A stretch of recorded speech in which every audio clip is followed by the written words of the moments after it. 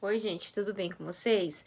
Hoje eu vim falar sobre dinheiro, sobre a crise que a gente está vivendo e sobre tudo que está passando por aí, né? Com as pessoas e dar o meu ponto de vista, né? E tal. Bom, como todo mundo sabe, né? Esse vírus, né? O Covid-19 está afetando o mundo inteiro, não só financeiramente, como na saúde, como em todos os outros setores, né? E eu e meu marido, a gente conversando esses dias, a gente estava pensando que lição, né? Como eu postei no vídeo anterior, que lição a gente tirou das outras crises que a gente passou. Bom, em 2008 eu estava aqui no Japão, teve a crise que acabou com o emprego de muitas pessoas, praticamente todos os estrangeiros, né? Acredito eu, foram mandados embora, eu também fui procurar serviço em outro estado, né? Não tinha dinheiro juntado, né? Não juntava dinheiro na minha conta e tal. E aí a gente teve que procurar outras alternativas de emprego, saindo da cidade que a gente estava acostumado a morar. Enfim, né? A gente não tinha filhos na época e pra gente, né? Tudo normal. A gente só entendia que era uma dificuldade financeira que ia passar e a gente arranjou outro emprego em outro estado e aí ficou. Passamos essa crise, né? Ai, gente, tá um frio aqui. Passamos essa crise, né? Sem filhos, tal, vivemos a vida normal. Chegamos no tsunami. Tsunami, gente. No Brasil eles falam como se lê tsunami, mas é tsunami que fala, tá? E aí chegamos em 2011, nessa época do tsunami, eu já tinha um filho, né? O meu filho mais velho, Samuel, tinha acabado de nascer. E foi bem difícil. Essa foi a época mais difícil que a gente enfrentou. Porque eu com filho morava num apartamento particular, pagava aluguel, que chegou uma hora que não tinha dinheiro nem para pagar o aluguel. Foi uma fase bem difícil da nossa vida, né? Recebi ajuda de alguns amigos, né? Recebi ajuda de alguns parentes também. Faltava água nos mercados. Foi bem difícil. Eu tive que, nessa época, o meu marido ele foi mandado embora. Então, logo quando a situação melhorou um pouquinho, o meu filho ele tinha 4 meses, eu tive que voltar a trabalhar, porque a situação da gente tava assim ao extremo de apertada. Enfim, desculpa. Enfim, aí voltei a trabalhar tudo, né? Mudamos pro apartamento da prefeitura, porque aqui no Japão temos apartamento da prefeitura e do estado, que a gente chama de Dante. Os aluguéis são mais baratos, são feitos para famílias com renda baixa. E a gente conseguiu uma vaga num desses apartamentos por indicação de uma amiga nossa.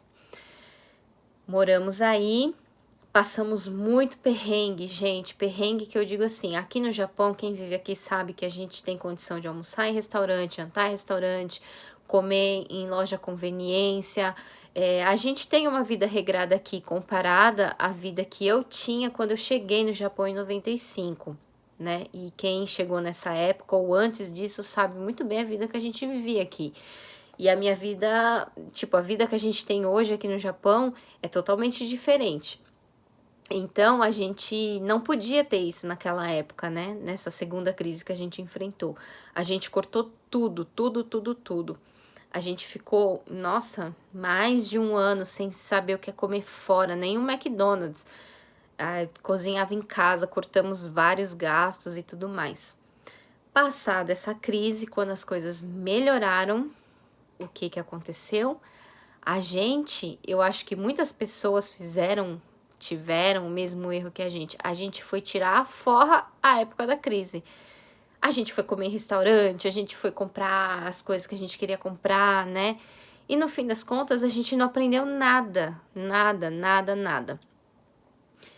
Agora estamos na terceira crise. Essa é a terceira crise da minha vida que eu pego. E hoje eu tenho 3 filhos, moro, graças a Deus, numa casa bem boa, tenho tudo que eu quero. Como eu disse, a nossa vida hoje com a vida comparada lá atrás não tem nada a ver, porque antigamente, né, logo quando eu cheguei no Japão, nem carro o pessoal tinha. andava de bicicleta. Eram poucas pessoas que tinham carro, bem poucas mesmo. A maioria andava de bicicleta, né? Hoje você não vê brasileiro andando de bicicleta por aí. Raramente você vê um ou outro, mas a maioria tem carro. A maioria, né, tem muitas, a maioria não, mas uma grande parte já comprou casa ou mora em apartamento particular, porque até isso antigamente era difícil pra gente, apartamento particular, ou morava no apartamento da empreiteira, ou morava no apartamento da empreiteira. Eram poucos que conseguiam apartamento particular. E quem conseguia, nossa, mostrava aquilo como um troféu para as pessoas. Ó, eu moro em apartamento particular. Hoje já não. Em questão de anos, assim, são, né, como aquela crise de 2008 e 2011 afetou muito a economia do Japão, eu acredito que também eles mudaram um pouco as leis por isso, assim, as regras, né? Não, vamos alugar para estrangeiro, porque o estrangeiro move o Japão hoje em dia, né? A minha opinião. Enfim, não aprendemos nada. E com essa crise, fez a gente refletir muito, a gente fez muita reflexão sobre o nosso financeiro, sobre a nossa saúde, sobre como vai ser daqui para frente com os nossos filhos, né? A gente fez muita reflexão. Então, eu gostaria que vocês acompanhassem os próximos vídeos para a gente fazer essa reflexão juntos. Eu gostaria de passar para vocês essas reflexões, né? O que a gente fez, e uma delas, não vou falar todas aqui, porque senão vai ficar muito longo o vídeo, mas uma delas que a gente fez é sobre a nossa vida financeira, né? Muitas pessoas sabem que o meu marido, ele entrou, né, nesse ramo aí, ele estuda muito. Eu também estudo, lógico, porque eu como mulher, eu tenho que acompanhar as coisas que o meu marido faz, né? Não vou falar assim, nossa, é um negócio que eu quero para minha vida e tal, mas eu acompanho ele sim, porque eu acredito que tudo que tem que ser feito em casa, quando seu marido tem uma ideia, você tem que apoiar, e quando você tem uma ideia, seu marido tem que apoiar, né? Tem que estar ali, você não precisa fazer a mesma coisa que ele, mas você tem que estar por dentro, né, das coisas que ele faz ou ela faz. E a gente fez cálculos, né? A gente colocou no papel tudo que a gente gasta, o quanto a gente ganha.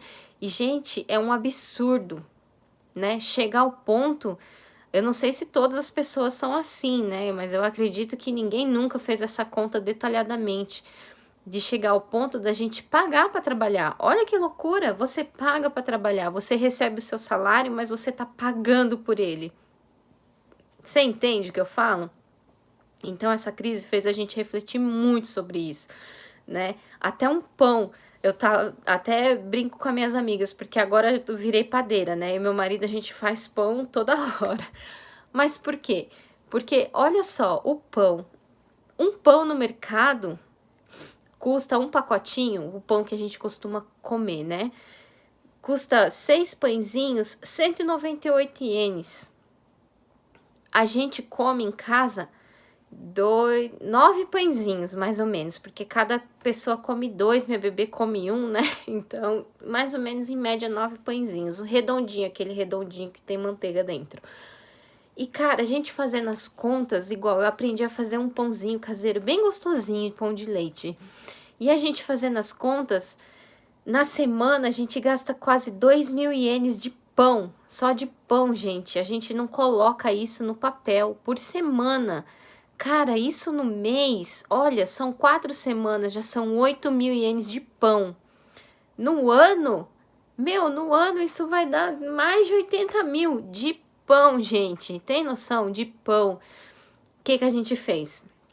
Aprendi a fazer esse pão. Pega 1 quilo de farinha, meio litro de leite, um pouquinho de manteiga, um pouquinho de açúcar, um pouquinho de sal. A gente fez as contas, mais a conta do uso do forno.